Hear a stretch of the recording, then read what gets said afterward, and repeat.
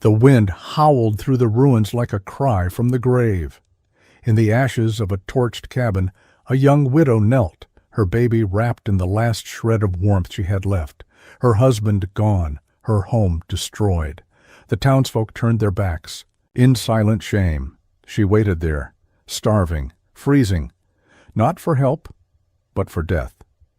But across that dying land, a rider came, a ghost of a man with one eye and too much blood on his hands, a cowboy known only as Holt.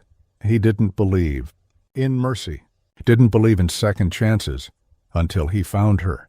And something in that burned-out wreck, that woman, that child, made him stop running. What followed would test the very bones of who he was, because the men who tried to kill her weren't done, and Holt had one final choice: run again or fight for the only people who ever saw the man beneath the scars. If this story grips your heart, hit that subscribe button. You won't want to miss tomorrow's story. The wind had a cruel way of whispering through the bones of the burned-out cabin, stirring what little remained charred timber, broken crockery, and the faint, acrid scent of sorrow. The fire had taken everything: the walls, the roof, the warmth, and him, Samuel. Her husband's name now felt like a memory. The wind might blow away if she let go of it for too long. Josephine Callahan sat curled in a corner of the cabin's hollow shell, wrapped in her husband's scorched duster, cradling the only piece of him that remained, Rosie, their infant daughter. The baby whimpered quietly in her arms, her cries having grown too weak to echo beyond the cinders. Starvation had a sound, and Josephine had come to know it well. It was the hush that followed a baby's sob when there was nothing left to offer. It was the crack of wind through shattered boards and the drumbeat of her heart growing slower each hour. Outside, the snow had begun to fall again, thick and silent like a shroud lowering over the last traces of what had once been their life. The nearby town of Bleak Hollow sat just 3 miles to the east, but it might as well have been 100. The townspeople had seen the fire. They had seen the smoke rise into the sky like a warning, and yet no one had come. No one ever did when the men from Cartwright's gang left their mark. They had come for Samuel's debt. The kind of debt no working man could repay with coin alone. He had begged, pleaded, offered the land, the tools, even his own labor, but they wanted more. They wanted a message sent to the rest of the valley. When you borrow from Cartwright, you pay in blood, not promises. So they took everything and left Josephine with the ashes. Her hands trembled as she pulled Rosie tighter against her chest, trying to share the last of her warmth.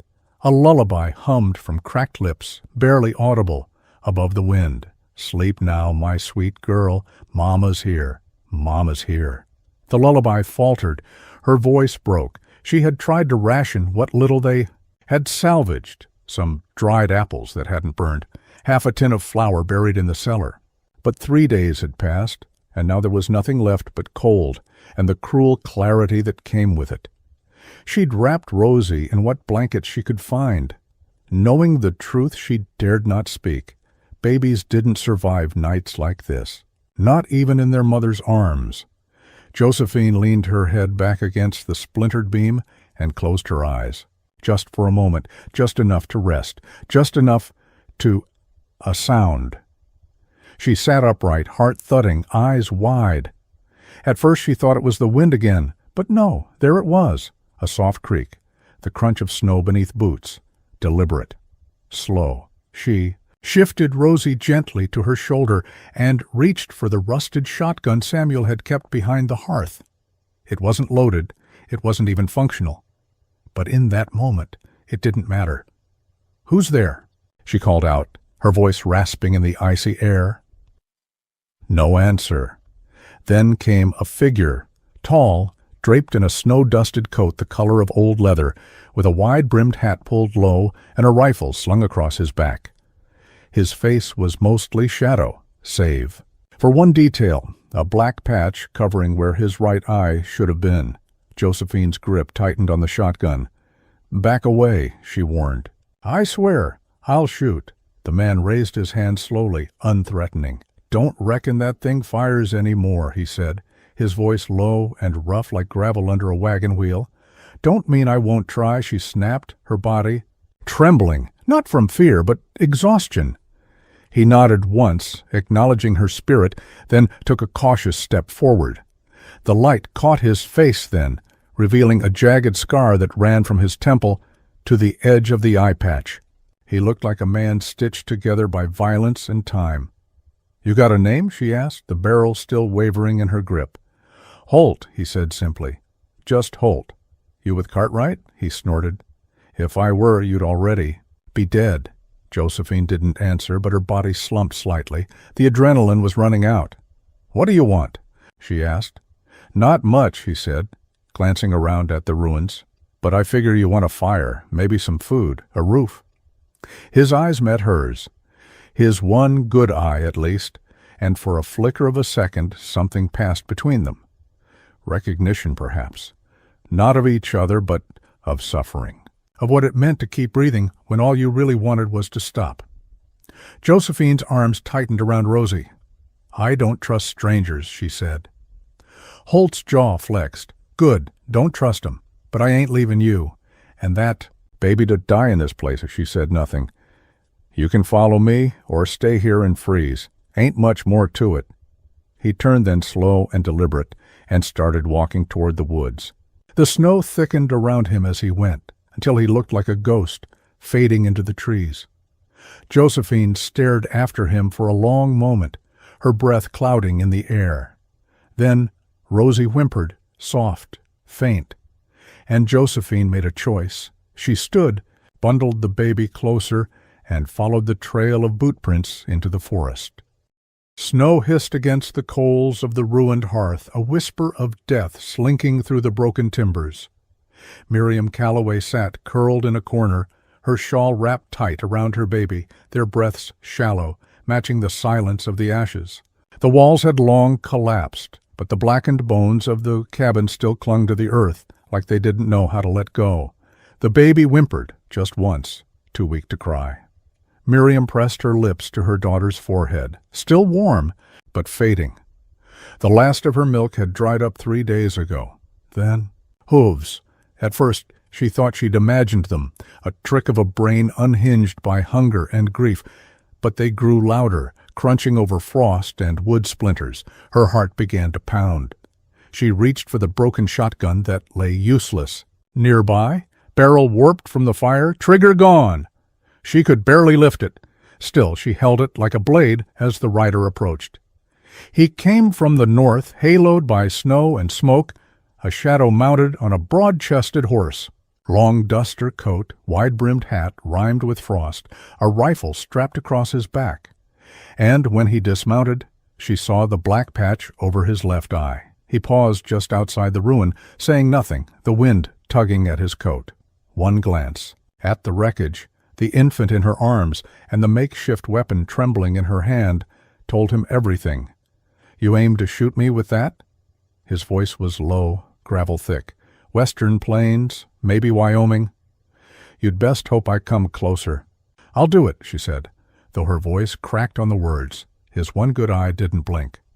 "Go on, then. Put us both out of our misery." Her grip faltered. The weapon sagged in her lap. He stepped forward slowly, as if approaching a wounded animal. "Name's Holt," he said, crouching a few feet from her. "I ain't here to hurt you or the child." Miriam studied him, eyes red-rimmed, half-dazed. He carried the look of a man run thin by the world, scar down his jaw, a weathered face that had seen too many winters. But there was something else, an odd stillness, like someone used to being hunted, used to making peace with death. She lowered the shotgun. "She's sick," she said hoarsely. "No food, no milk. The town stopped coming." He nodded once, then reached into his saddlebag and pulled free a tin of hardtack and a small canister of condensed milk. "Ain't much, but it's warm at my place. Fire, too." Miriam's eyes filled with tears she had no strength left to shed. "Why would you help?" He looked at the baby, then at her, then toward the falling snow. "Reckon I'm tired of riding past things I can't forget." He moved closer and knelt beside her. Gently he peeled the frozen shawl back from the child's face and pressed 2 fingers to her neck. The tiniest pulse. He gave a single nod. "I've got a fire 2 miles east. You come with me, we might turn this around, but we gotta leave. Now." "I can't walk far," she whispered. "Then I carry you." She hesitated, then nodded. Holt stood and scooped them both into his arms, mother and child bundled tight against his chest. His breath came in short, frost-clouded bursts, but his steps were sure and strong. The snow thickened as he rode, holding her close in the saddle. She didn't speak again, neither did he, but something passed between them, raw, fragile, and real, as if fate had paused for a moment and offered them both a second chance. Behind them the burned cabin faded into the white, its final smoke spiraling into nothing. Holt spotted the thin pillar of smoke before he saw the ruins. It curled faintly into the cold air, nearly invisible against the gray Montana sky. His horse snorted uneasily, hooves crunching through the icy snowpack as they descended from the ridge. The smell hit him next, char and old sorrow. He knew that smell too well. He pulled up on the reins and stared down at the blackened remains of what had once been a cabin. Only a portion of the stone chimney stood upright, leaning slightly like a drunk clinging to dignity. Charred timbers poked from the snow like the bones of something long dead. "Damn," he muttered. He didn't expect survivors. Fires like that didn't leave much room for mercy. Still, something gnawed at his gut. The way the smoke hadn't yet given up, the way the land around it held a hush that felt wrong. He dismounted with a grunt, his boots crunching into the snow. The wind shifted, and he caught it, a sound beneath the brittle silence. A cough? No, too faint. A whimper. He moved quickly, eyes scanning for danger. Anyone still alive might be desperate, maybe dangerous. Holt had learned to approach ruins, like graveyards. Then he saw her, a woman slumped beside a heap of scorched canvas that might once have been a cot or cradle. She was half buried in the snow, her body curled protectively around a tiny, squirming bundle. The child mewled weakly. The mother didn't move. Holt dropped to his knees. "Ma'am," he said, low and rough. No response. He touched her shoulder. Her head lolled, revealing a soot-smeared face, lips blue with cold. But there was breath. Shallow, but steady. The baby let out a thin cry. Holt unwrapped the cloth with shaking hands. The infant was swaddled in an old coat, cheeks raw and red. He pressed the baby against his chest, trying to shield her from the wind. "Ain't your time yet," he whispered. The woman stirred, eyes fluttering open. Pale green, unfocused. "Daniel?" "No, ma'am," Holt said. "Name's Holt. You and the little one are coming with me." She tried to speak, but her eyes rolled back, and she slumped again. Holt moved fast. He pulled a thick blanket from his saddlebag and wrapped her as best he could, then slung her over his shoulder. The baby he tucked into the deep folds of his coat. Neither had weight to them, like lifting shadows. He mounted up, steadying her against him with one arm as he guided the horse with the other. The wind picked up, stinging his face, but he leaned forward, whispering to the horse, urging speed. They crested the ridge and turned east, away from the town and toward the hills, toward his shack, toward shelter. Behind them the smoke finally thinned and died. The trail narrowed as the snow deepened, forcing Holt to dismount again and lead the horse on foot. The cabin he called home wasn't much more than a hunter's hideout, a one-room shack wedged between pine trees and rock, its roof patched with bark and tin. But it was warm, hidden, and his alone. He kicked the door open with his boot, laid the woman down on the bedroll, and immediately stoked the fire. The baby cried now, a high, steady wail. Good, Holt thought. Cryin' meant fightin'. He poured water into a tin pot and set it over the flames, his movements quick, efficient. From a locked crate beneath the floorboards, he pulled out a tin of goat milk powder and honey, left from an old favor he'd done for a trapper with too many mouths to feed. Mixed with warm water, it would do. He dipped a clean rag into the mixture and let the baby suckle. She latched on with surprising strength. Her eyes, dark, storm-colored, locked on his, silent and searching. "You're a stubborn little thing," he muttered. "Good," the woman moaned behind him. Holt turned. She was shivering. Now the heat beginning to bite through the frost that had clung to her like a second skin. He stripped the wet clothes off her, carefully, respectfully, then dressed her in one of his old flannel shirts and a pair of wool socks that barely stayed on her smaller feet. By nightfall, the woman was breathing evenly, her fever not yet broken, but held at bay. The baby lay wrapped in a clean blanket beside her, full and sleeping. Holt sat back on his haunches, watching them both. He reached up and scratched at the edge of the leather patch covering his ruined left eye.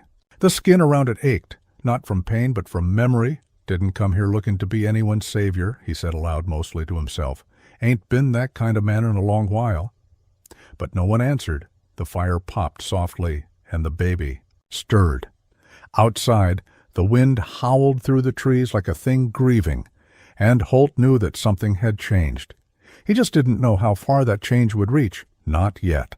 The ride to Holt's shack took the better part of 2 hours through thick snow and dying light.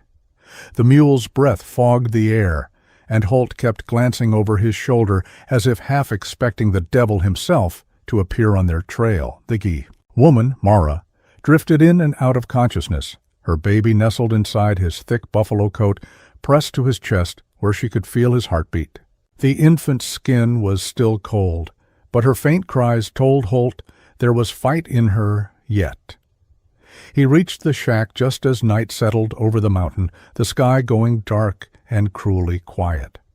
The structure looked more like a relic of the forest than a home, built from pine logs, long blackened by time and patched in places with old canvas and rough stones. Smoke hadn't risen from its chimney in weeks, but it stood sturdy and hidden, far from the old trails, like Holt himself. He kicked, opened the door with a grunt, and carried Mara inside, laying her on a cot that sagged beneath her weight. Then he peeled off the coat and checked the baby's lips, still pale, but no longer blue. That was something. He reached for a pouch of flint and lit the fire in the hearth with practiced speed. Soon the room filled with the sharp scent of smoke and the comforting pop of dry pine logs. The warmth began to spread. The baby stirred, gave a raspy whimper, then let out a sound that might have been the beginning of a cry. Holt grabbed a tin cup and poured water from a jug he kept beneath the floorboards, water that hadn't frozen because it was nestled in the earth. He dipped a cloth in it and touched it to Mara's cracked lips, then offered the baby the edge of a soaked rag, which she sucked at weakly. "She's got a grip, I'll give her that," Holt muttered. His voice was gravel and old whiskey, rasped with disuse. He hadn't spoken more than a few words in weeks, not since riding out of Dunmer Ridge, the little mining town where men died quicker than they were buried, and silence was the only safe. Religion? Not since he'd looked one man in the eyes, one too many, and put 2 bullets in him for something done long ago. That was how it always started, and how it always ended. He turned to Mara, studying her in the firelight. Her skin was drawn tight, her cheeks hollowed. She had bruises under both eyes, not from fists, he guessed, but from exhaustion and hunger. She couldn't be more than 23. The wedding ring still clung to her finger, though the gold had blackened in places, likely from smoke. Holt wrapped the baby in an old wool shirt and placed her in a basket, lined with furs near the fire. Then he fetched a pot, poured in snow from outside, and set it to melt. From a nearby shelf, he took a pouch of dried goat's milk and another of cornmeal. "You better be stubborn," he said to the child, "'cause out here, that's all that keeps a body breathing." He made a slurry of the milk and warm water, tore a clean strip of linen, and fed the baby slowly, drop by drop. Her eyes opened as she suckled, wide and glassy, the same color as a mountain lake at dusk. He'd Seen those eyes before, but in another face. He looked away. Later, he cleaned and redressed the wound on Mara's leg, careful not to move her too much. Her pulse was faint, but steady, and the frostbite hadn't claimed her toes yet. If she survived the night, she had a chance. Holt sat back, his broad shoulders casting shadows against the wall. He poured himself a measure of rot-gut whiskey from a tin flask and let it burn its way down. "What in hell am I doing?" he muttered to no one. "You don't take in strays, Holt. You tried that before. Folks get close, you end up burying 'em." But the cabin felt different now. Not just warmer. It felt like the breath of something he'd thought long dead was moving again. The baby made a soft coo, and Mara stirred in her sleep, her lips parting slightly. Holt leaned forward, elbows on his knees. "You ain't dying here," he said aloud, low and certain. "Not after what you survived, not under my roof." The wind howled outside, but inside the fire crackled, and for the wall, first time in a long time, the shack in the pines held more than one heartbeat. Mara awoke to warmth, not just the heat of a fire, but the kind that came from being under heavy blankets, the kind that clung to the air inside walls. She didn't open her eyes at first, afraid it was just another cruel dream, one where her baby had died and the world had turned to ash again. But then she heard it, a deep, gravelly voice, humming. It was slow and tuneless, not meant for anyone's ears, but it was real. And nearby. She opened her eyes. She was lying on a cot inside a single-room shack. Her leg ached dully, wrapped in clean cloth. The smell of smoke and old pine filled her lungs. And then she saw the cradle, really just a wooden basket by the way, fire filled with rabbit furs, and in it her baby, alive. The child moved softly, her tiny arms shifting beneath the layers. Her eyes were open. Watching the flickering firelight, Mara tried to sit up and gasped as pain flared in her side. At once, a shadow crossed the room. A man knelt beside her, not young, not old, weathered like stone left out in the rain too long. He had a thick coat of fur over his shoulders and a patch over one eye. His remaining eye was a pale gray, like snow under a full moon. "Easy now," he said, reaching to steady her. "You move too fast, you'll tear that leg up again." Mara stared at him. "Where?" "Safe." He poured water from a kettle into a tin cup. "That's all you need to know for now." She took the cup with trembling hands. "My baby?" "She's tougher than she looks, like her mama, I reckon." Mara managed a small, bitter smile.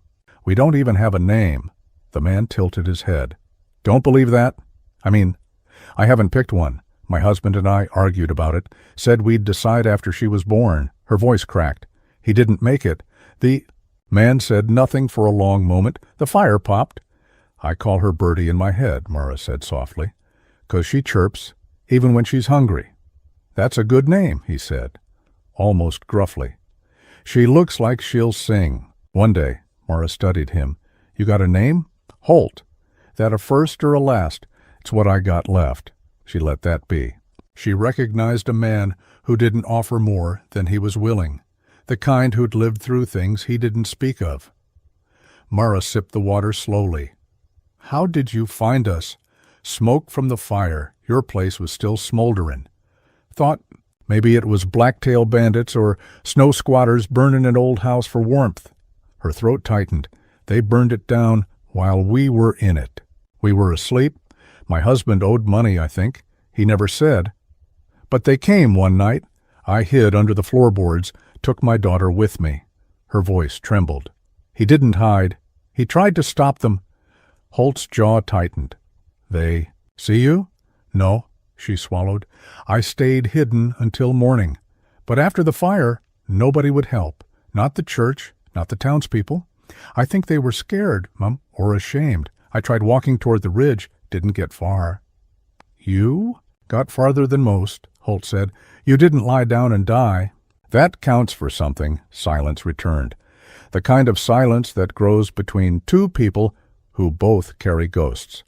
Holt tossed another log into the fire, and Mara watched the flames climb upward. "You live here alone?" she asked. He nodded. "Why?" He didn't answer at first. Then, "Because folks don't do well around me." Mara's brows drew together. "You mean, you're dangerous?" He glanced at her, not smiling. "I mean they end up hurt. One way or another, that should have." Made her nervous, but it didn't. Something about the way he said it, quiet, resigned, told her there was more to it. Not threat, but grief. "My name's Mara," she said, breaking the weight in the air. "My daughter's name is Birdie." Holt gave the slightest nod. Mara, Birdie, got it. She looked down at her hands. "I don't know where we go from here. You don't have to know. Not yet." Mara studied him again in the firelight. He was hard to read, his face all shadow and, angles. That one eye of his never stopped moving, like he was always watching, always calculating. But beneath the layers of caution and scars there was something else. A man who hadn't completely given up on the world. "You saved us," she said. He looked into the fire. "Maybe." "I mean it, if not for you. You'd have frozen," he said, finishing the thought. "Or the wolves would have found you first?" Mara's eyes filled. "Why did you stop?" He didn't look at her. "Didn't plan to." "But you did." For a moment Holt didn't speak. Then quietly, "I heard the baby cry." The words hung in the room, delicate and heavy. Mara nodded slowly, clutching the blanket closer, and, for the first time in days, maybe weeks, she allowed herself to believe they might live through this. The wind howled outside again, but inside the shack the fire burned steady, warm and quiet, and full of breath. The wind had softened by morning, but the cold was still a blade. Holt moved through the cabin with quiet precision, feeding the stove, setting water to warm, checking on the traps he'd laid before sleep. He was careful not to wake her. She needed the rest. Her breath had steadied in the night. He'd stayed up for hours listening to it. The baby stirred first, little hiccuping sounds from the corner where Holt had rigged a sling from wool and canvas to cradle her near the heat. She blinked at him as he approached, her tiny fingers curling around the air. Holt paused, his hand hovering near the sling, as if unsure what to do.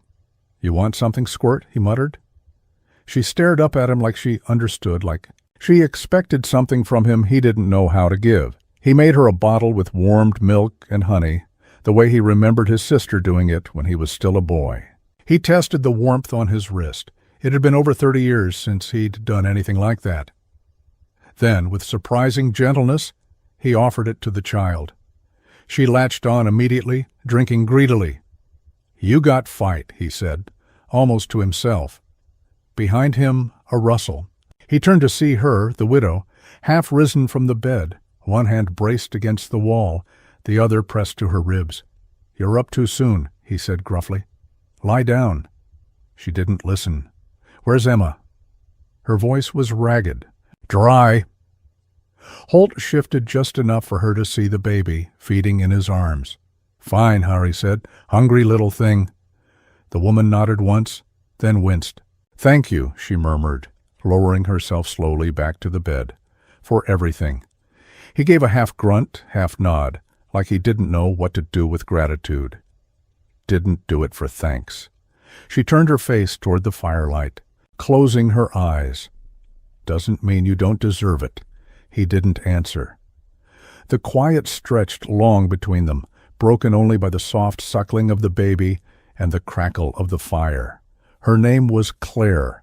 He hadn't asked, but she'd told him in a fevered half-dream the night before, mumbling it like a prayer.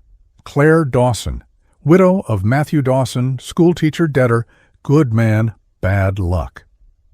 The men who'd torched her cabin were hired hands. They'd taken more than her home, and they'd left her alive not out of mercy, but oversight. Holt knew that kind of mistake. He'd seen it before. He'd made it himself. Now she was in his cabin, and something in her presence, her quiet resilience, the way she'd pulled herself up on one good arm to shield that baby, was crawling under his skin. He didn't like it, but he couldn't make it stop. By afternoon, she managed to sit it, the table cradling Emma in one arm while sipping broth from a tin cup with the other. Her bruises had turned yellow around the edges. The cut on her temple was healing, but her eyes still carried that watchful fear, the kind that took longer to fade. "You planning to go back?" Holt asked suddenly. She blinked. "Back where?" "Town." "Wherever you came from," she laughed, a short, bitter sound. "There's nothing left there." He nodded slowly, as if confirming something he'd already suspected. "Folks ain't going to forget what happened." "I don't expect them to," she said, setting the cup down. "I just want a place where we're not ghosts. Somewhere we can start over." He looked at her, noticed the way her jaw set. "How?" She straightened despite the pain. "You got people?" he asked. "No." She hesitated, then added, "There was a cousin in Denver years back.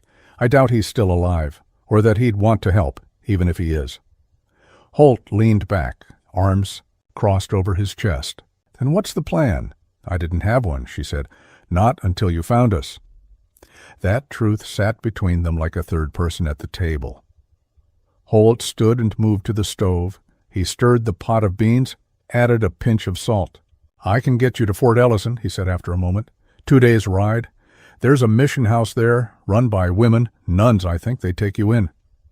Claire didn't speak right away. Then, "And after that?" He didn't answer. That night, the wind picked up again. Snow began to fall in light, drifting sheets. Holt stood on the porch for a long time, scanning the dark trees beyond the clearing. Watching.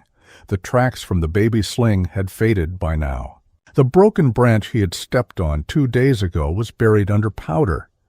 Still, he didn't trust the silence. It had teeth.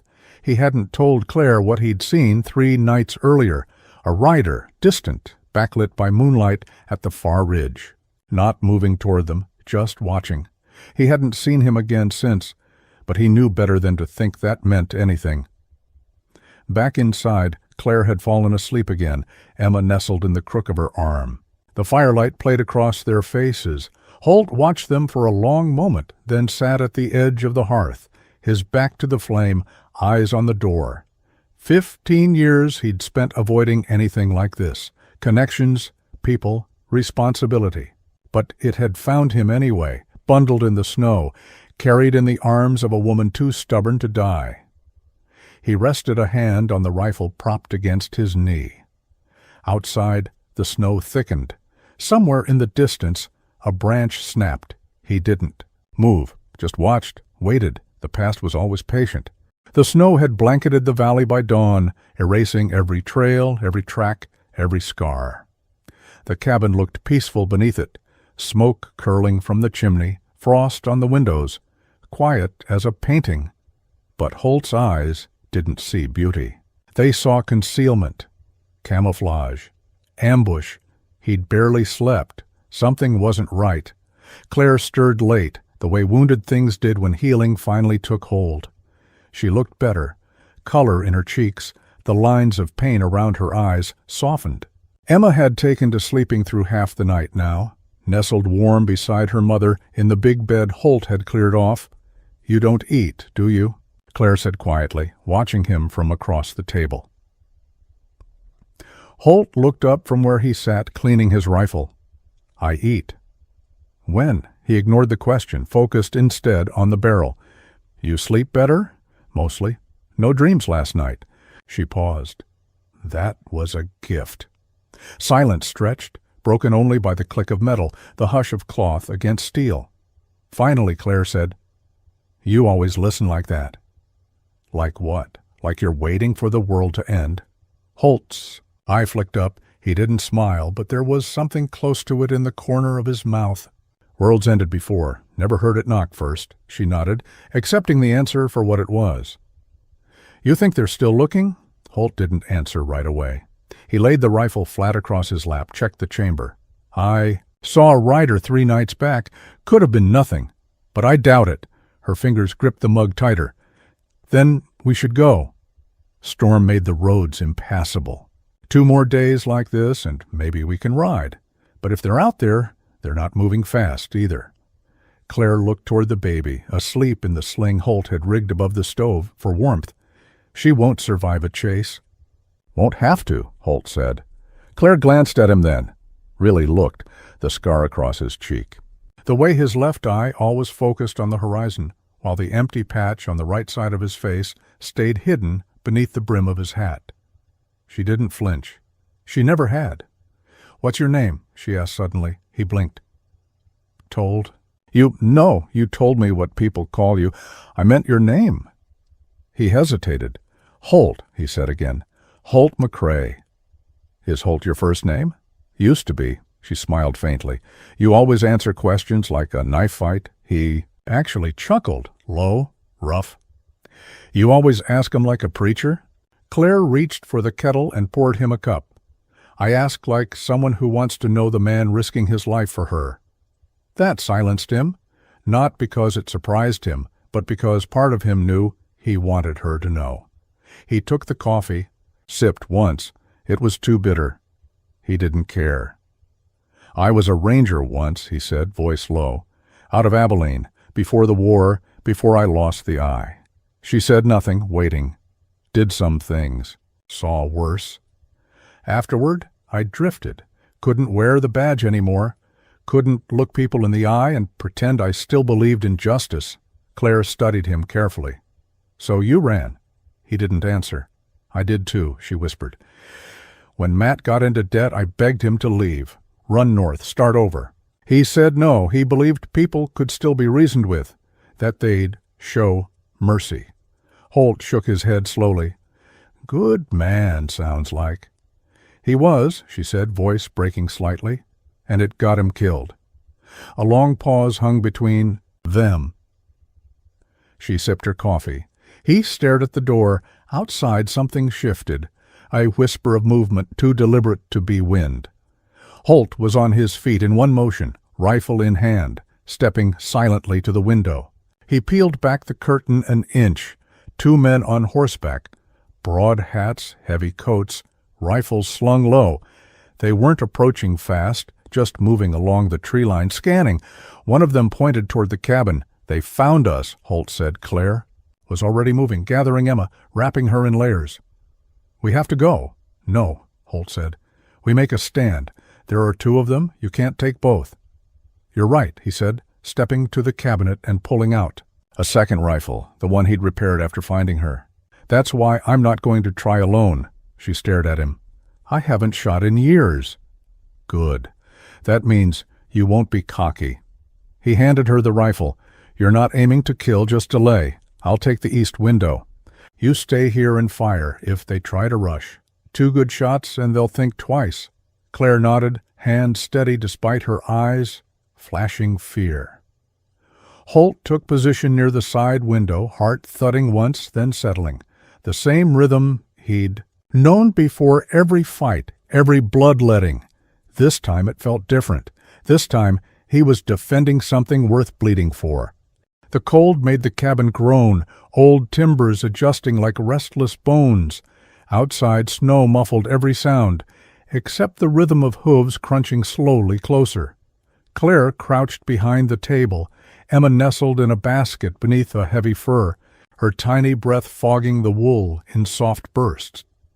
She clutched the rifle Holt had handed her, its weight unfamiliar but not unwelcome. It grounded her, gave her something solid to hold while her world teetered again. Holt watched from the east. Window, one knee braced, rifle steady. The two riders were maybe 100 yards out now, just clearing the tree line. One had a scar that ran from his lip to his jawline. The other wore a buffalo coat too fine for the wilderness. They weren't scouts. They were hounds, and they'd come hunting. Holt's voice was low even. "They don't know if anyone's inside. That's our edge." Claire nodded, eyes sharp. "What if they call our bluff? Then we turn it into a lesson." She exhaled slowly, a loud one. The riders stopped just beyond the rise, staring at the cabin. One shaded his eyes, peering for movement. The other dismounted, tied his horse to a pine. "He's coming," Holt said. "Left side. Stay still." Claire's finger hovered near the trigger, breath caught. Her hands trembled, not from fear but from the pressure not to miss. Holt's good eye tracked the man as he moved. 30 yards, 20. The man had a revolver in one hand, held low, casual, too casual. 10 yards. Now, Holt growled. Claire. Rosen fired. The shot cracked through the silence, shattering it like glass. The bullet slammed into the log just inches from the man's shoulder. He swore, stumbled backward, scrambling for cover. At the same moment Holt fired, one clean shot that hit the snowbank behind the second man, sending powder flying like smoke. 2 warning shots, calculated, loud, not lethal, the kind of shots that made men rethink their pay. The second man swung back into his saddle, retreating 20 yards toward the trees. The one on foot cursed, raised his revolver, and aimed at the window. Holt didn't wait for the trigger pull. He fired again, this time close enough to split bark just above the man's head. The force of the miss made him duck hard and fall into the snow. He crawled backward, yelling toward the other rider, "They're here! They're damn well here!" "Then we smoke 'em out," the rider shouted, pulling a torch from his saddlebag. He struck it, the flames sputtering in the wind. "We got orders," Claire gasped. "They're going to burn it." Holt's voice was ice. "Not today." He pushed away from the window, grabbing the door latch. "What are you doing?" She whispered, ending it.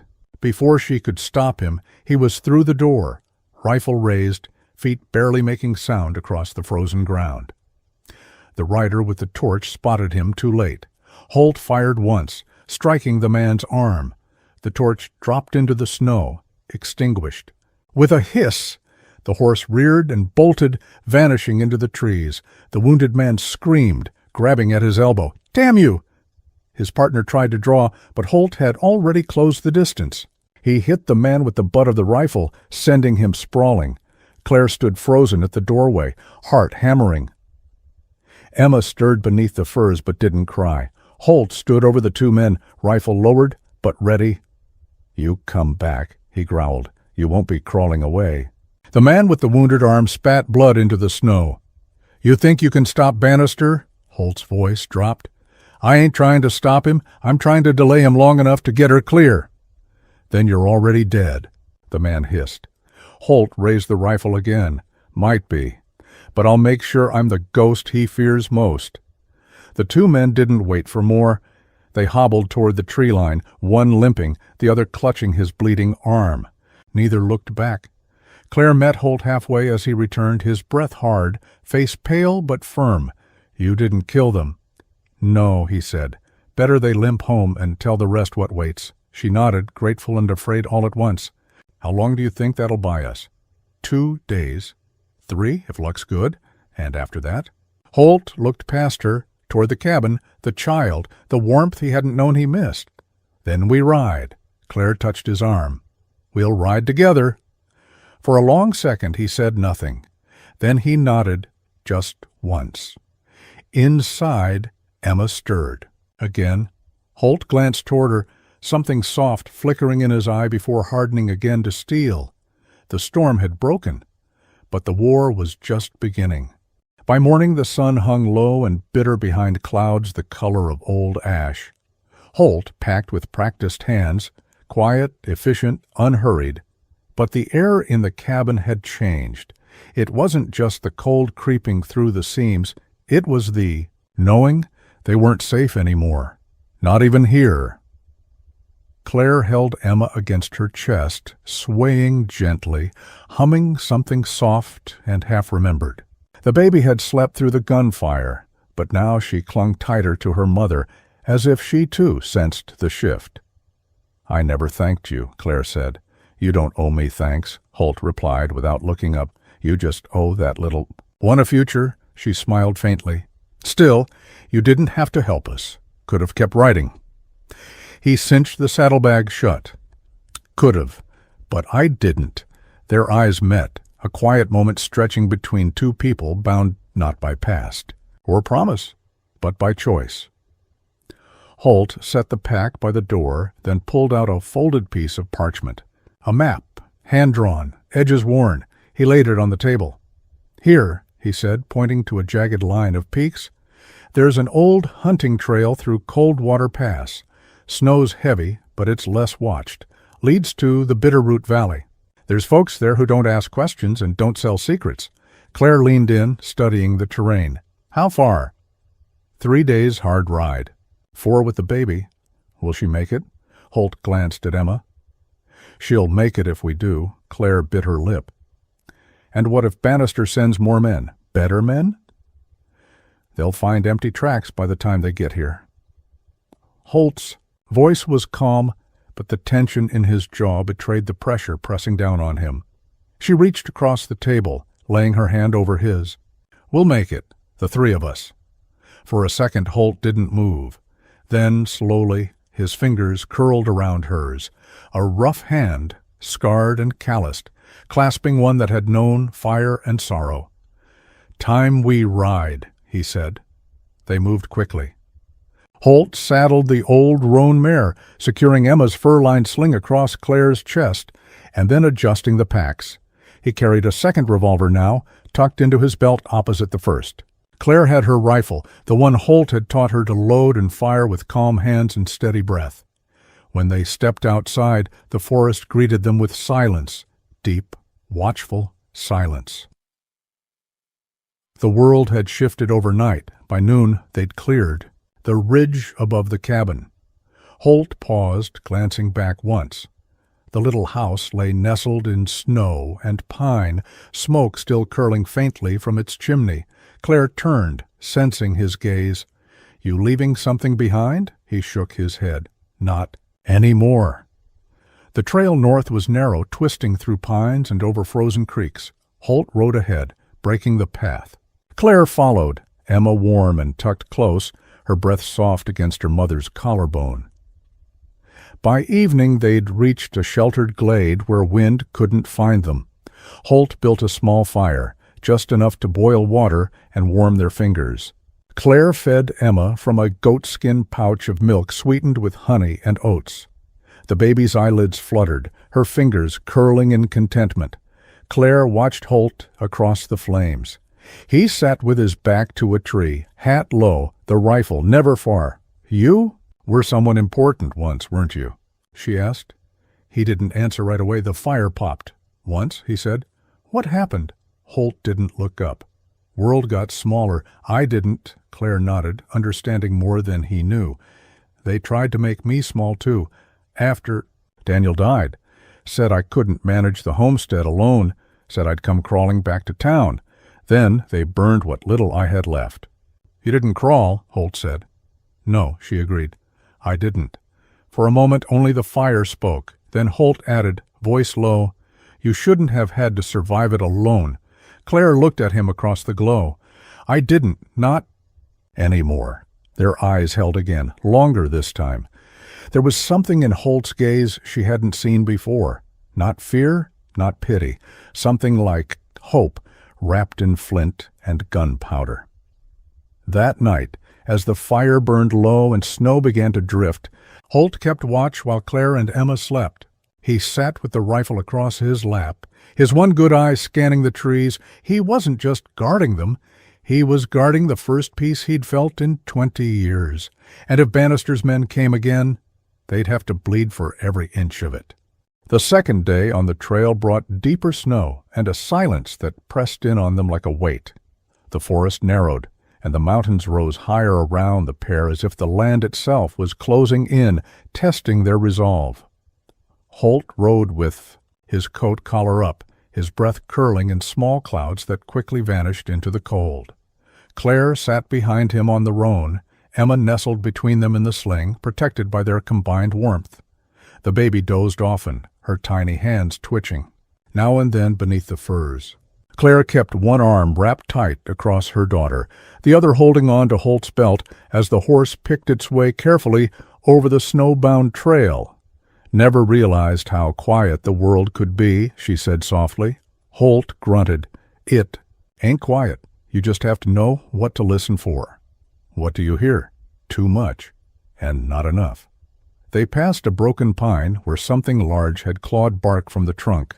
Bear, maybe, though Holt doubted it. The sign was days old. He dismounted and checked the ground anyway. Careful, slow, eyes scanning the undergrowth. Clear? Claire asked, voice low. For now, he said, helping her down, We'll make camp here. Good cover, and I don't trust what's up ahead." They pitched camp under a rock shelf that jutted out over the trees like the prow of a ship. Holt laid pine boughs for bedding and built the fire deep into the stone recess to mask the smoke. As Claire fed Emma from a warming bottle, Holt stepped to the edge of the ridge, lifting his spyglass. Claire watched him, noting how still he stood, how much he belonged to this world of wilderness and wariness. Part of her still wondered what his life had been before. The scars told one story, his silence told another. After a few minutes, he returned, lowering the spyglass with a troubled expression. "What is it?" she asked. "Smoke," he said. "Back near where we camped last night. Not a settler's fire, small, controlled, like someone signaling." Claire stiffened. "You think it's them?" "I think someone's behind us, and they're getting closer." Emma stirred in her arms, letting out a soft cry. Holt took a step closer and touched the back of the baby's head gently, the way a man might touch something sacred. "We move at dawn," he said. They ate sparingly that night, hardtack, dried venison, and snowmelt tea.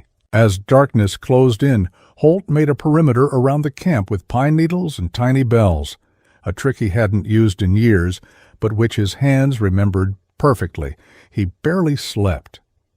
When he did, it was only in snatches, and always with one ear open. In one of those brief dreams, he saw the boy again, Jamie, his own brother, face half covered in blood, looking up from a battlefield Holt had never wanted to return to. It was always the same dream, always the same guilt. He woke. Before dawn, the wind had shifted. Something was coming. By mid-morning, they had reached the mouth of Coldwater Pass. Snowdrifts piled high on either side of the trail, forcing them into single file. Holt led the horse, walking ahead while Claire rode with Emma bundled in front of her. He paused often to scan the ridgelines above. Claire saw it in his face before he said a word. "What is it?" "Tracks," he said. "Two men, not far ahead. Doubt they're friendly." She felt her mouth go dry. "An ambush?" "No, a trap." He turned to face her fully. "They know we're coming. Could be Bannister's men, could be bounty hunters. Either way, we don't give 'em the high ground." He reached into the saddlebag and handed her a wrapped bundle. "What's this?" "My spare revolver. Light recoil. Short range. You remember how I taught you?" She nodded, unwrapping it. "I remember." He checked the chamber, nodded approvingly, then handed her a pouch of cartridges. "If anything happens, if I fall, you ride. Don't stop. Don't wait. Just ride north until you hit water. Follow the river. Someone will find you." Claire's grip tightened on the gun. "Nothing's going to happen to you." Holt looked at her for a long moment. "I'm not planning on it." They climbed the next ridge in silence. When they reached the top, the world opened into a bowl of snow and broken rock, Coldwater Pass, 100 yards across, narrow and wind-whipped, flanked by jagged cliffs, and dead ahead, two riders. Holt raised a hand, signaling Claire to stay back, then advanced slowly with hands visible. The two men didn't move. They wore thick coats, hats pulled low, rifles resting easy across their laps. When Holt was close enough to see their faces, his gut twisted. He recognized one of them, Rhett Carver, ex-marshal, now a hired killer. "Thorne," Carver said, voice cutting through the wind. "Didn't expect to find you riding with a woman and a babe." Holt's hand rested near his hip. "Didn't expect to find you so far from your bottle." Carver grinned. "Still sharp, still stupid. Don't want trouble, Rhett. Let us pass." Carver shook his head. "Ain't up to me. Bannister wants the girl and the kid. Said you were a bonus."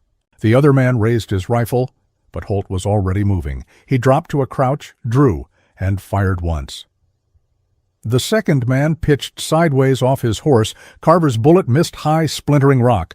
Holt rolled behind a boulder, fired twice more, and clipped Carver's shoulder. Claire screamed from behind the ridge. Carver cursed, gripping his arm, and tried to aim again, but Holt was on him, tackling him off his saddle and into the snow. They struggled, fists and knees and blood, in the frost.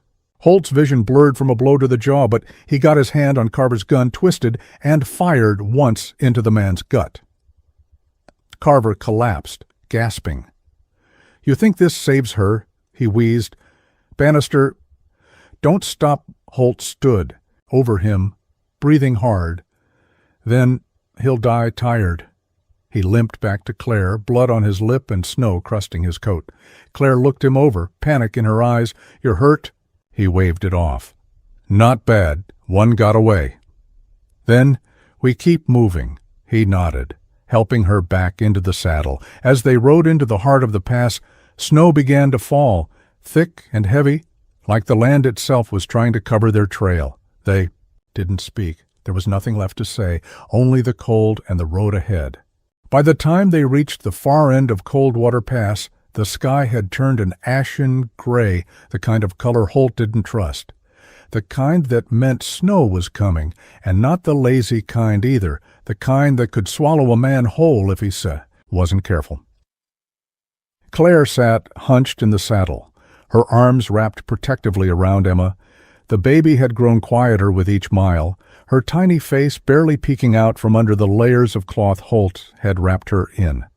Claire's lips were cracked, her breath short. She hadn't complained, not once, but Holt saw the truth in her shoulders. She was near her limit. "We need shelter," he said. "Storm's going to hit hard before dusk." Claire didn't argue.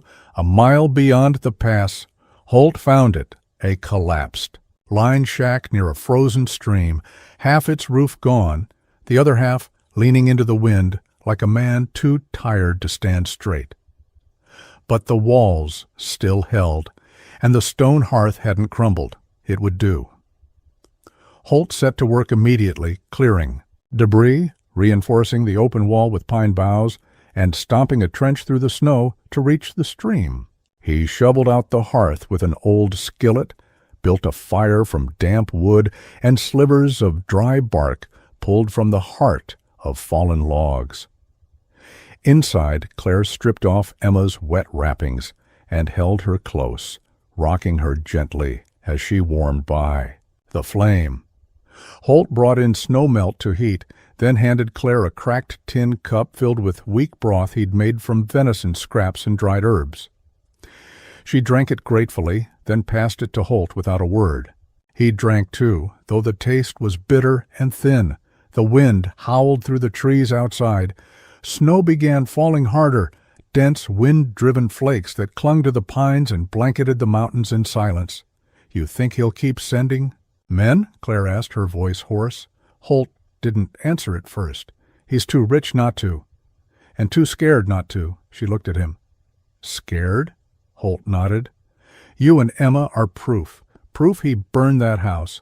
Proof he kills honest. Men to protect lies. That makes you dangerous, Claire." She looked down at Emma, sleeping now against her chest, and stroked the baby's cheek with the side of her finger. "I never asked for this," she said softly. "No one ever does," Holt replied. "Not the ones worth saving." The fire crackled. For a while that was the only sound between them. Outside, the blizzard rose into full fury. Snow slammed into the shack's roof and rattled the patched wall like fists. The wind shrieked down from the high ridges, looking for gaps to pierce, and Holt kept feeding the fire to push it back. Claire dozed beside the hearth, Emma curled up against her. Holt sat across from them, his rifle across his lap, watching the door, watching the shadows. He didn't sleep. Instead, he let his thoughts run backward, like they did too often these days. Back to the war, back to the raid that had cost him his eye and his brother's life. Back to the blood on his hands and the metal he threw into the river like it would wash the sins clean. He thought of his mother's face the last time she looked at him, disappointment, not grief. He thought of the young men Bannister had used up and discarded like broken tools. And then he looked at Claire and the baby, and something stirred in him that he hadn't felt in years. Not anger, not vengeance, something quieter, something dangerous, because it meant he had something to lose again. Sometime before dawn, Claire stirred. She sat up slowly, stiff and groggy. "You didn't sleep?" she said. Holt shook his head. Didn't want to miss the storm if it came back. She rose and stepped toward him, holding Emma close. Her eyes found his, and in them he saw a question that had nothing to do with the weather. "Why'd you stop for us?" she asked quietly. "You didn't owe me anything. You could have left us." Holt stared into the fire. "I could have," he said. "I've left people before. But you didn't." "No." She waited. He sighed, ran a hand through his hair. "When I saw you in that cabin, burned out, holding your baby like the last thing that mattered, I remembered something. A dream I used to have of saving someone instead of burying them," she swallowed. "And did you?" He looked up. "Not yet," he said. "But I aim to." Claire stepped closer. She knelt beside him, and Emma shifted sleepily in her arms. For a moment the shack was silent, but for the wind outside. Then Claire reached out and placed her free hand gently on his chest, over the heart he thought had gone cold. "You already have," she whispered, and though Holt said nothing, he closed his eyes just for a moment, and let himself believe it might be true. The storm passed by mid-morning, leaving a silence so complete it felt sacred. Outside the lined shack, snow stretched unbroken in every direction, save for the trail Holt had carved when he'd scouted the ridge at dawn. The sky was a hard bright blue, the kind that only came after a blizzard, beautiful, but blinding. Claire stood at the threshold, Emma cradled against her chest in the sling Holt had fashioned from a saddle blanket. The baby was warm and drowsy, blinking at the light. Holt came up beside her, his rifle slung over one shoulder, the other hand resting near the knife on his belt. He scanned the ridgeline, his one eye sharp as a hawk's. "No fresh tracks," he said. "Far as I can tell, they didn't ride through the pass during the storm." Claire nodded. "That buys us time." He didn't reply. Instead, he pointed to the slope beyond the stream bed. "We go north, cross into the Devil's Hollow by dusk, if we keep a good pace. It's rough terrain, but there's a place we can hole up for a day or two, an old trapper's camp I used years ago." She glanced at him. "And after that?" He didn't answer right away, just looked out at the ridges. "There's a man near Elkstone. Marshall turned homesteader. Name's Tobias Gray. He hates Bannister more than I do. If we can reach him, we might have a shot at turning this whole thing around." Claire's voice was steady, though tired. "And if we don't, then we keep moving." He looked at her. "I won't let him find you. Not again." She didn't argue. Instead, she turned and looked down at Emma, whose tiny hand had emerged from the sling to grasp the edge of her coat. Then she looked back at Holt and said, "We follow you." The trail into Devil's Hollow was no trail at all, just a narrow gap between two sheer rock faces, half filled with wind-blown snow and flanked by trees that looked skeletal in the winter light. Holt led the way, breaking a path with careful steps, always checking the ground for signs of weakness. Claire followed close, her boots sinking ankle-deep with every step. She said nothing, conserving her strength, focused only on keeping her footing and keeping Emma shielded from the wind. By mid-afternoon, the sun dipped low behind the ridgeline, casting long blue shadows across the snow. Holt paused at a bend in the path and signaled for Claire to stop. He knelt, studying the ground. There, just ahead, half-melted boot prints. 3 sets. Fresh. He rose slowly, jaw tightening.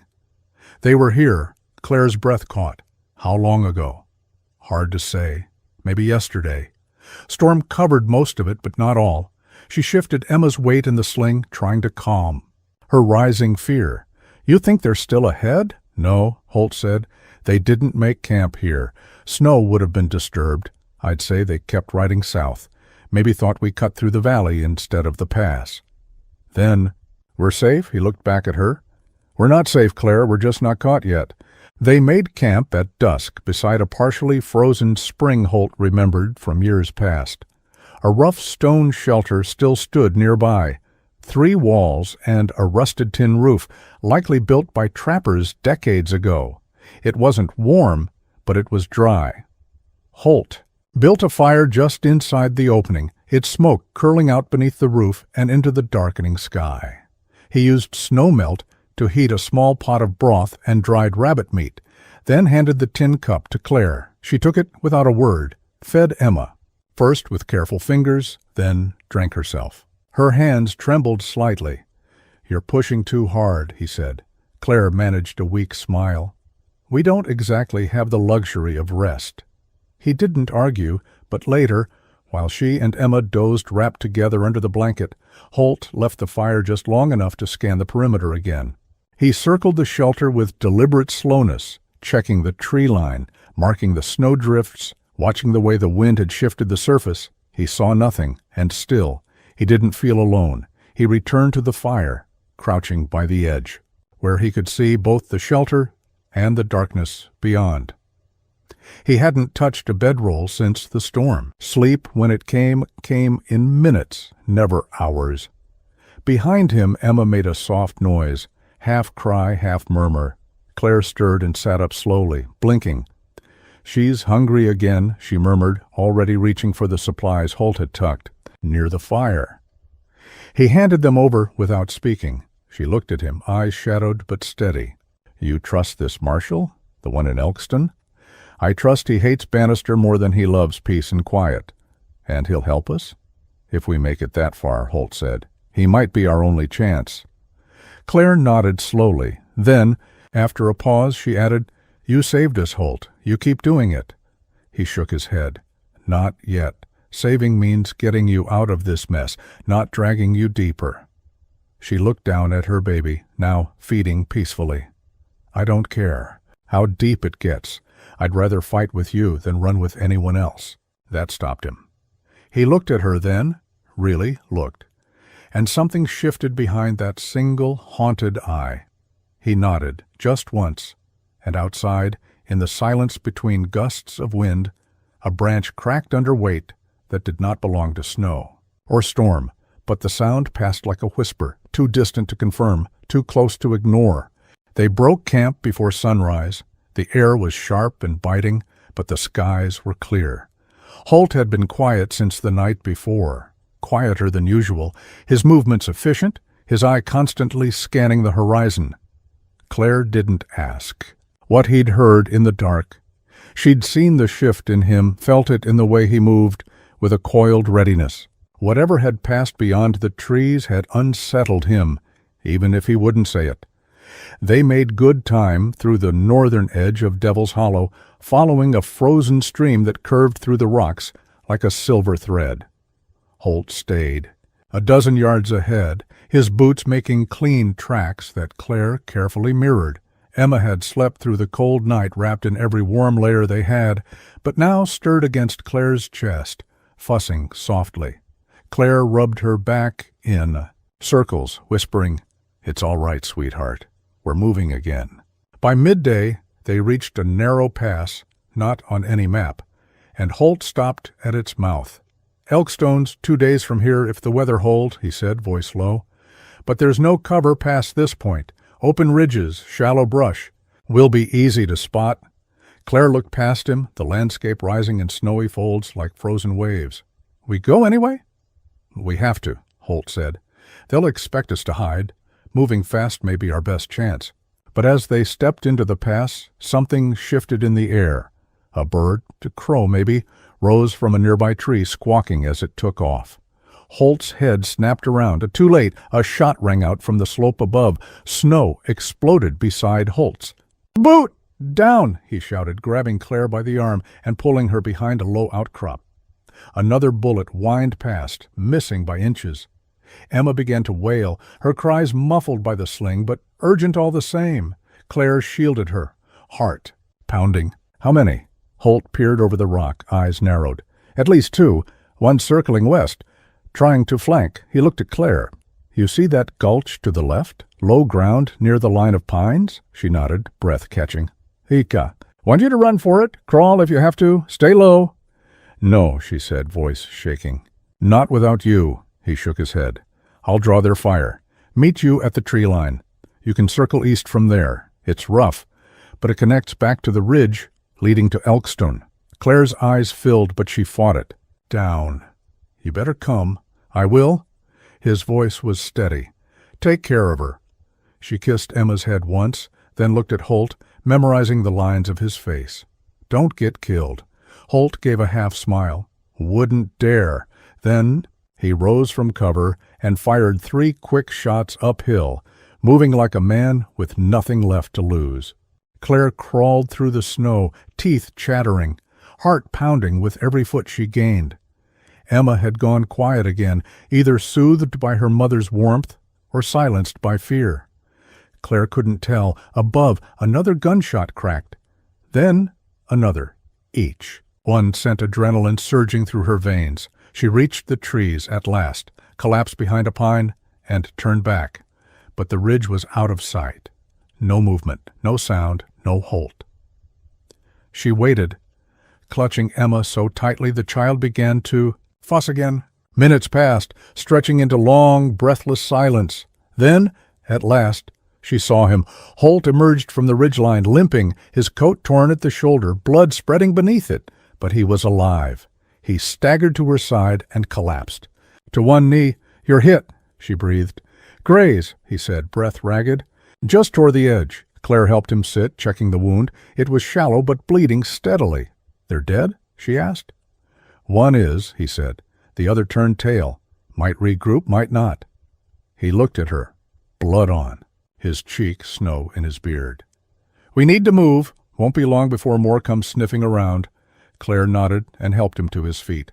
Together they pushed deeper into the trees, heading east, toward Elkstone, toward whatever hope remained.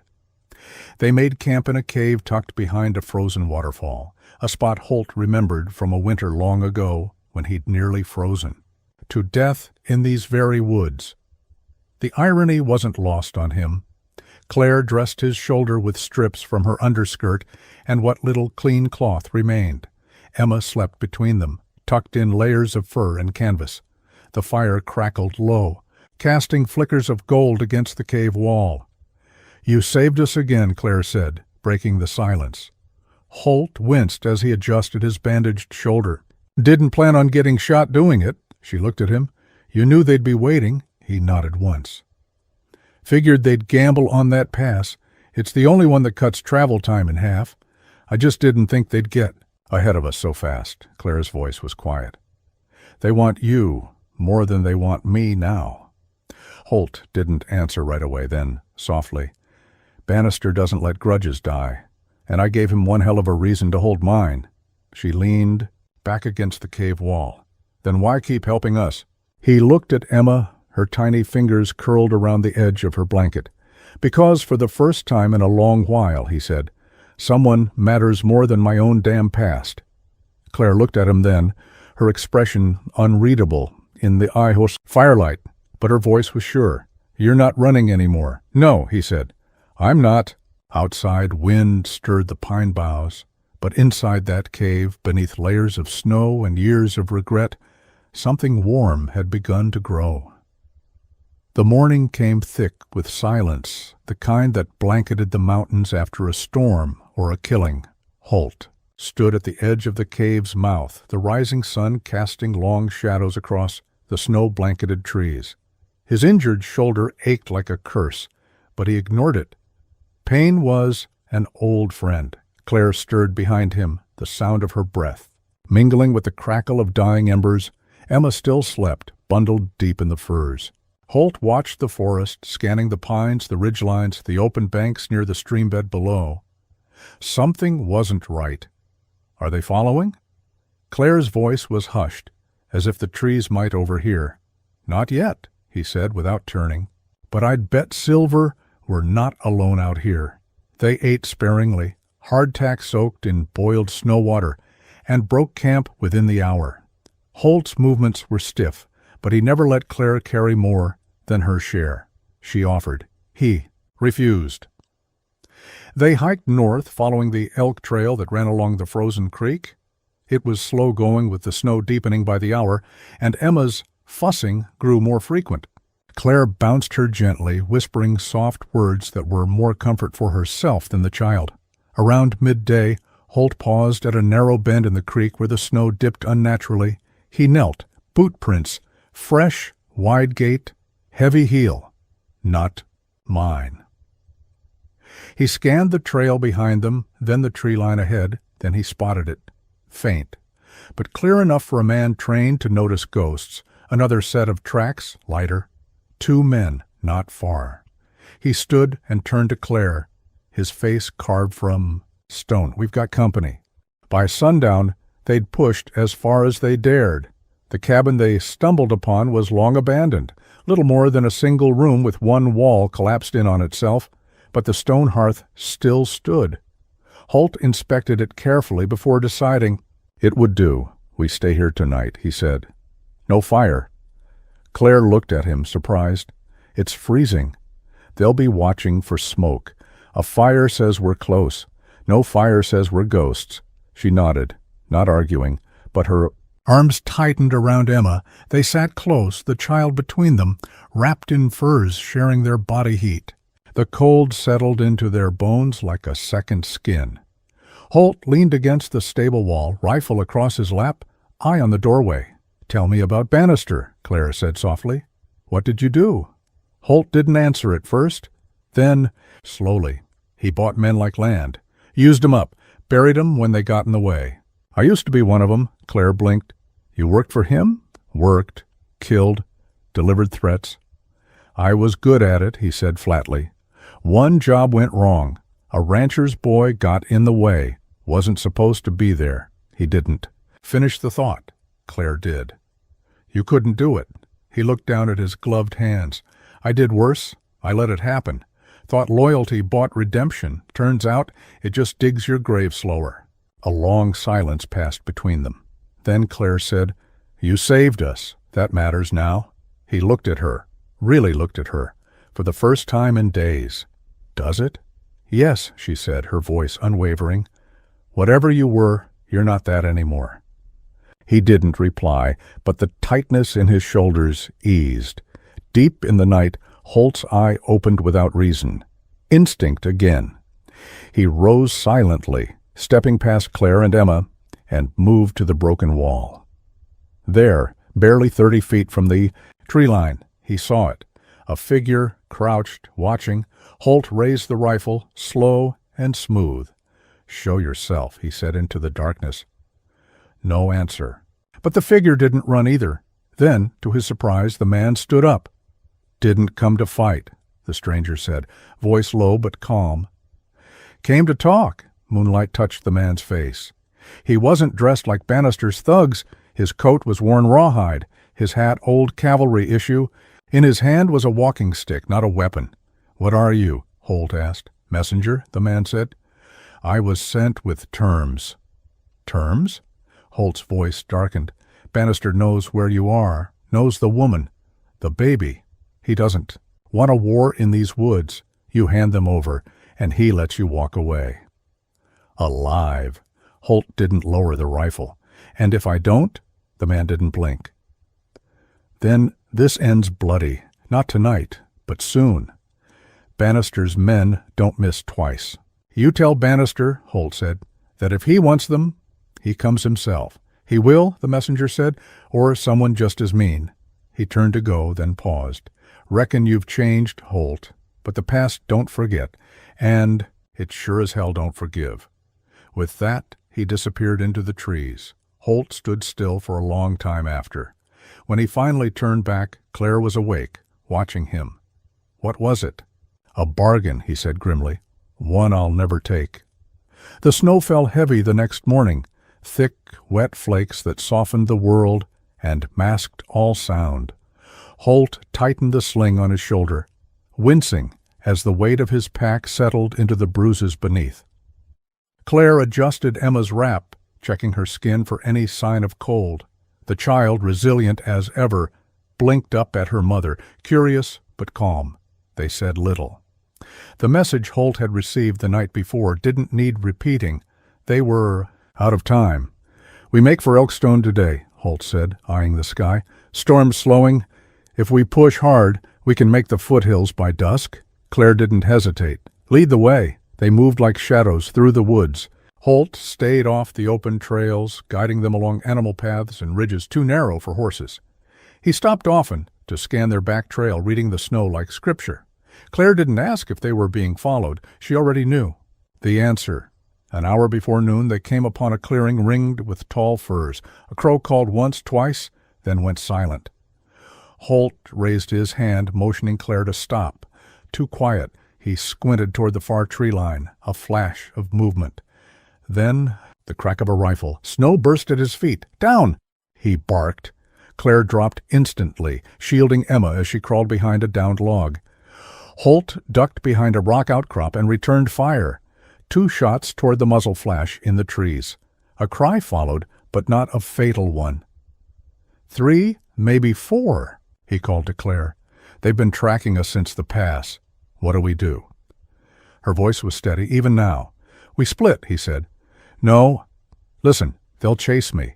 They want me more than you. Follow the creek north. 3 miles, you'll hit an old ranger's cabin, safe there. I'll circle around. Lose them in the pines." Claire's jaw clenched, but she nodded. "I'll see you there?" "You will." They locked eyes for a beat, hers burning with fear, his with something deeper. Then they moved.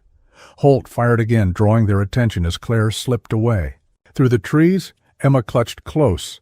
More shots echoed through the woods, but none near her. The plan was working, but plans rarely survive men like Bannisters. Claire stumbled into the clearing around the ranger cabin nearly 2 hours later.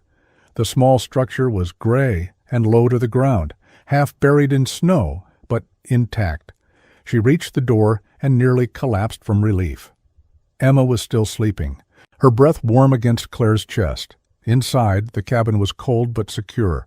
A pile of firewood sat near the hearth, half rotted but usable. She set Emma in a makeshift bed of blankets and got a fire going, hands shaking. Then she waited and waited. Dusk came and no sign of Holt. Outside, the wind picked up again, pushing clouds across the fading sun. A part of her whispered that maybe he wouldn't return, that maybe this was the end of his road, not theirs. She shook her head.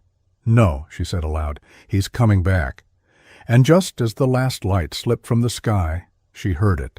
A knock, not urgent, just there. She grabbed the pistol Holt had left her and crept to the door. "Who's there?" "It's me." She opened it, and there he was, bleeding, limping, soaked through with sweat and melted snow, but alive. Claire pulled him inside without a word, bolting the door behind him. "What happened?" "Ambush," Holt rasped. "Doubled back on me. Killed 2. The other wasn't fast enough." Claire helped him sit. Blood oozed from a fresh cut along his ribcage, but he waved her off. "I've had worse." She cleaned the wound anyway, bandaging it with practiced hands. When it was done, they sat in silence by the fire. Emma stirred, then reached toward Holt with tiny fingers. He let her take his hand. For a moment, the world was still. Later that night, Holt lay awake, listening to the wind. Claire slept beside Emma, her breathing slow and even. He stared at the ceiling, the rafters catching firelight, and thought of all the places he'd run, all the faces he couldn't forget. But now there was this small cabin, this child, this woman who looked at him not with fear or pity, but with trust. He hadn't earned it, not yet, but maybe he could. Tomorrow they'd reach Elkstone. After that, they'd decide together. But tonight, for the first time in 20 years, Holt let himself believe he was more than what he'd been. He was something new, something that might last. Morning came hard and gray. The fire had burned low, and the inside of the ranger cabin had the heavy stillness of a place that knew it had been borrowed for survival. Holt sat upright, boots already laced, staring through the frosted window. He hadn't slept more than a few hours, but rest had never been his. Ally? Not since Texas, not since the war, not since the things he'd done after. Claire stirred behind him, drawing Emma close. The baby let out a soft whimper, and then nuzzled back into sleep. "She'll need food soon," Claire said, her voice still groggy. "There's game near the ridge, tracks in the snow." Holt turned toward her. "I'll go, be back by midday." She stood too. "We'll come with you." He shook his head. "No, if I'm spotted again—" "We stay together," she said firmly. Their eyes locked. He started to protest, then thought better of it. She wasn't asking permission. She was telling him who she was now. Someone who wouldn't wait behind while others fought to protect her. And maybe, he thought, she'd earned that right. They left the cabin by dawn, Holt leading the way with his Henry rifle slung low, eyes scanning every shadow. Claire followed with Emma, wrapped tight against her chest. The child was strangely calm again, as if she knew the silence in the woods wasn't real peace, but waiting. They were halfway to the ridgeline when they heard the shot, not near, but not far enough either. Holt froze, dropped to one knee, and scanned the trees. A moment later, another shot rang out, this one followed by a faint scream. Claire's eyes widened. "That wasn't you." "No," Holt said, voice like gravel. "That was them." He looked north. "Bannister's men are close, and they're cleaning up." Claire tightened her grip on Emma. "They're not after just you anymore." "No." Holt's jaw clenched. "They're hunting the story, the people who carry it." He pointed up the ridge. "We get to Elkstone. There's a man there, a judge. Honest. He'll know what to do with your husband's maps. Might even make them. Public? And Bannister? If he wants to keep this buried, he'll have to come out of the shadows." Claire's face hardened. "Then let him." They moved fast, following a narrow animal trail upward. The snow was melting slightly, turning patches of the path slick and muddy. Holt kept them moving, encouraging Claire to walk in his exact steps. Each print mattered. They crested the ridge by midday, and that's when Holt saw the smoke, not from their camp, from Elkstone, a thin black column spiraling up from the valley like a snake. He stared. Claire reached his side and followed his gaze. Oh, God! The town was burning. Not fully, just the outskirts, but enough to signal something was terribly wrong. "They're ahead of us," Holt muttered. "Cut us off." Then what do we do? He thought hard. Every path forward seemed rigged. Bannister had more than hired guns now. He had men willing to burn entire towns to keep secrets buried. But there was still one move left. We go around the ridge. There's a bluff south of the town. Steep, but it overlooks the main road in. If we can get there before dark, I can see who's in Elkstone, how many, what they're doing. Claire's eyes flashed. "You're thinking of going in?" "I'm thinking someone has to." He looked at her. "But not both of us." She was about to argue when Emma stirred and let out a tiny cry. Claire hushed her gently and nodded. "I'll wait on the bluff, but only if you promise you come back." Holt gave a short nod, pulled his duster tighter, and started down the slope. The bluff gave them cover.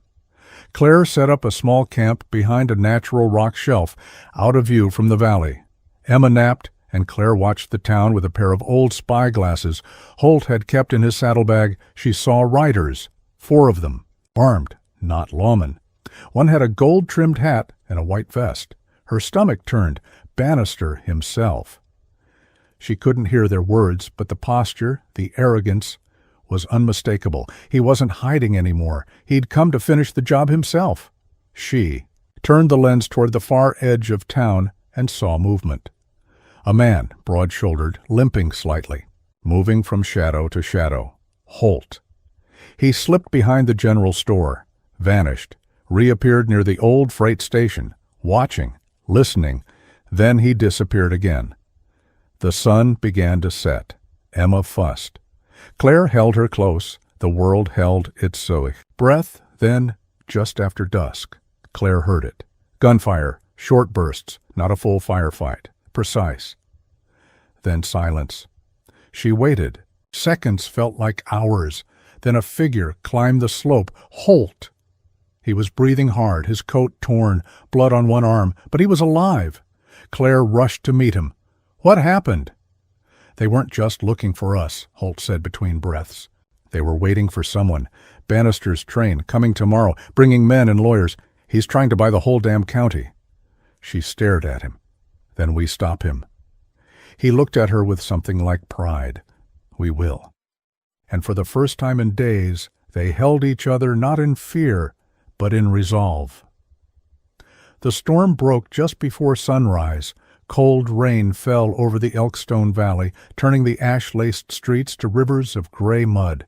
Smoke still curled from the charred outbuildings where Bannister's men had lit their warning fires the night before. But the main structures, courthouse, church, livery, still stood, silent sentinels in a town too scared to speak. Caleb Holt sat alone beneath the awning of the freight depot, rifle across his knees, his coat soaked through. He'd slipped back into town under cover of dark, watching from shadow as Bannister's riders made their patrols, cocky and careless. The train would arrive within the hour. He had until then. From the bluff above, Claire watched the distant tracks. She held Emma, wrapped tight, both of them hidden behind a curtain of rain. Her eyes never left the valley below. She knew Holt was down there, knew what he was preparing to do, and though every instinct in her screamed to go to him, to stop him, she also knew the truth. Some stories could only end face to face. The whistle came just after dawn, a long, low wail that cut through the morning mist like a blade. The train, a black iron serpent, hissing steam and trailing boxcars, slowed as it approached Elkstone. On the platform, Bannister waited beneath a wide-brimmed hat, flanked by 3 men in dark coats. He smiled like a man who had already won. Inside the first passenger car, Holt moved silently. He had boarded 5 miles up the track just after midnight, when the train stopped to clear debris on the line.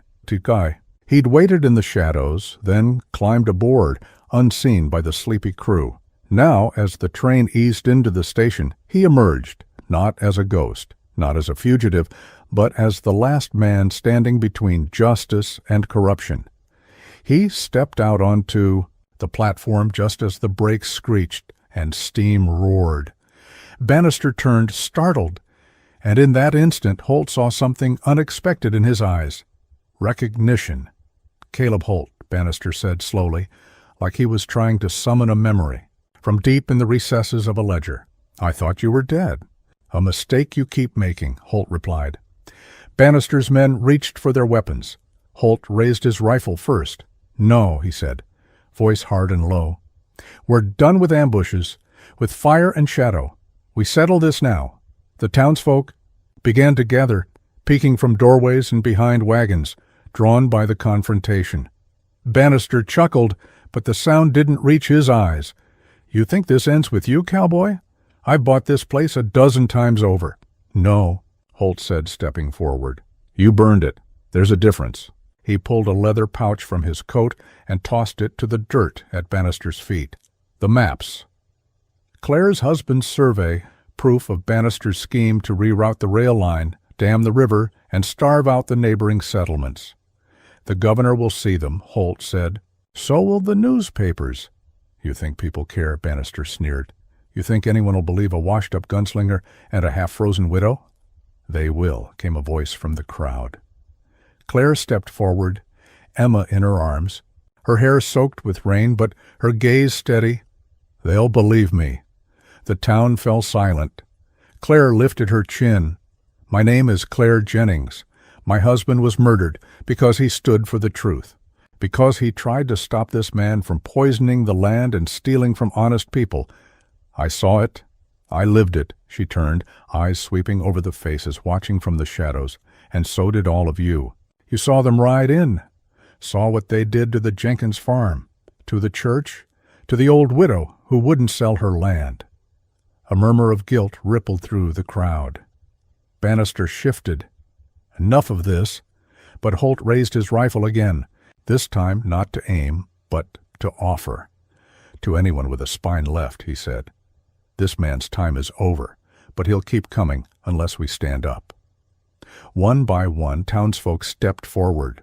First the blacksmith, then the preacher, then the woman who ran the bakery with 2 missing fingers from a long-forgotten accident. By the time Bannister reached for his pistol, 5 rifles were pointed at him. Holt didn't fire. He didn't need to. Bannister was arrested by the town's last honest deputy, an old man with a silver star and a limp who hadn't dared speak until now. And as the train idled behind them, steam hissing like a sigh of relief, Caleb Holt finally lowered his weapon. It was over. That night, the rain stopped. Claire and Emma slept in the warmth of the rebuilt church while the townsfolk celebrated in hushed, uncertain tones, like children learning how to laugh again. Holt stood alone on the outskirts, staring at the hills. He had packed his saddle earlier. Quietly, he thought he might leave at first light. Then Claire came. She didn't ask, didn't argue, just stood beside him, Emma asleep in her arms. "You're not the same man you were," she said softly. "No," he admitted. "But I don't know what I am now." She looked at him and smiled. "You're a father, if you want to be." He turned, eyes wide. "Claire, you saved us," she interrupted. "Again and again, not just with guns and grit, but with care, with presence. That's what Emma needs. What I need."